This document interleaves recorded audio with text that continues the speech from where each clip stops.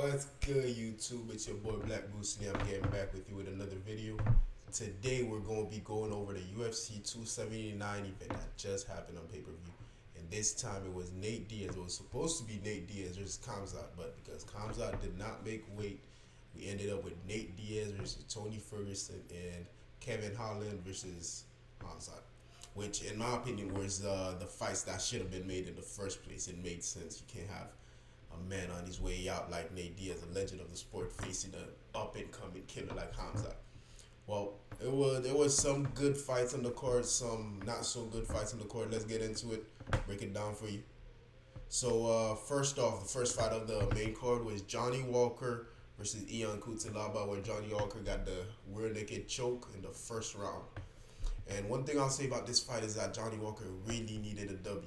He's back on the winning track. I don't know if he can keep it up, but at one point we got to remember we were talking about Johnny Walker maybe being the next John Jones of the light heavyweight division. I don't know if anybody's going to still make those comparisons, but he's back on his way to a title shot maybe. So we'll see that. And next fight, we had Rainey Donna defeating Macy Chiasson in a fight that I think she was losing 2-1. She had the first round, and then Macy just came back for those next 2 rounds and just dominated. Second round, she dominated her as much as she got dominated in the first round. Third round, shit looks like more of the same, and then a freak, first time I've ever seen anything like this, an up kick to the gut finishes the fight. So congrats to Irene Aldana. She's probably next in line for Amanda Nunes. It's not like Nunes has anybody else to beat. And then Li Jianliang in the third fight of the main card gets absolutely robbed in his fight against Daniel Rodriguez.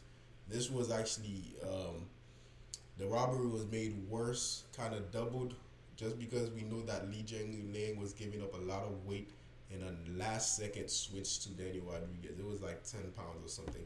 He was already getting screwed over with that, and then he went out and put a great performance, won the fight in my opinion, and still got screwed over. So that's a bummer.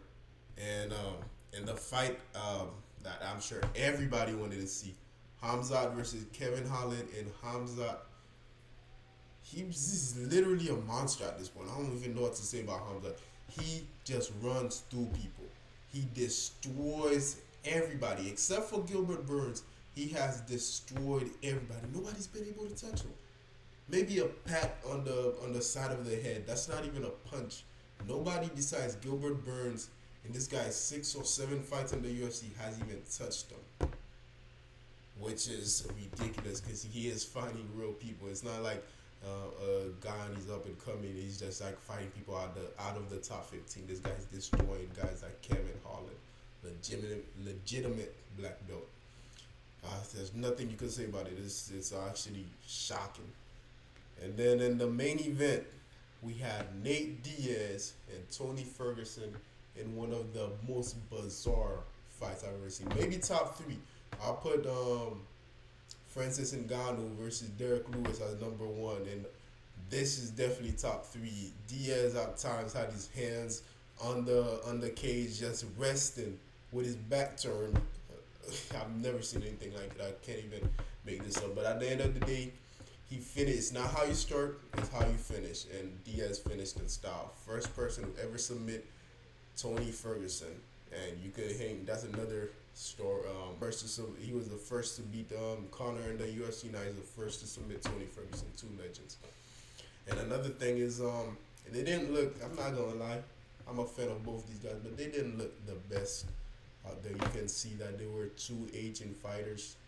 Nate Diaz, to be honest, didn't look that different. He's always fights a playground fight, like the scrap at the schoolyard. But Tony Ferguson really does look like a different fighter. Maybe the age has caught up to him. And yeah, it was a nice ending to the Diaz saga. I don't know what he will do next, but Diaz is always entertaining, so I'll be watching.